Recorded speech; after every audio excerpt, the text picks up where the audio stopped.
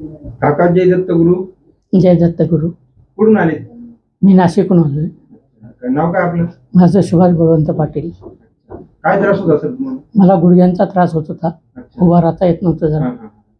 आता किती सेटिंग आहे तुमची? माझी आता 70-80% आहे. किती सेटिंग आहे आता म्हटलं? तिसरी सेटिंग आहे माझी. तिसरी सेटिंग आहे. किती बरं वाटलं आता? 70-80% एकदम करेक्ट झालंय. आता घरात चालणं वगैरे? हो, घरात मी बाहेर 1-1.5 किलोमीटर फिरून येतो. याच्या आधी काय त्रास होता तुम्हाला? चालणं किती शक्य नव्हतं? नाही, आधी 1-1.5 महिन्यापूर्वी चालत होतो व्यवस्थित, पण एकाएकी मला उभं राहायला आणि चालायला प्रॉब्लेम यायला लागला. म्हणून मी दत्त आश्रम चोंडी इथे आपल्याकडे उपचार घेण्यासाठी आलो आणि मला या 3 वेळेस पासून व्यवस्थित पडला. डॉक्टर दवाखाने गेले, डॉक्टरांनी काय सांगितलं तुम्हाला? नाही, डॉक्टरने ऑपरेशन सांगितलं होतं, पण आम्ही काही तिकडे लक्ष दिलं नाही जास्त. नाही, आता ऑपरेशनची काही गरज नाही आहे.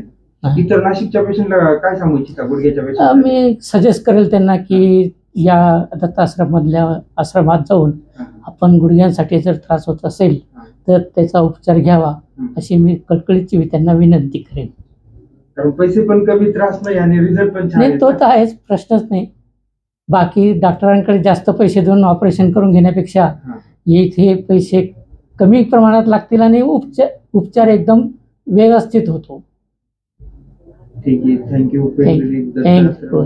जय दत्त. अनाथ आश्रम ट्रस्ट चोंडी. थँक्यू.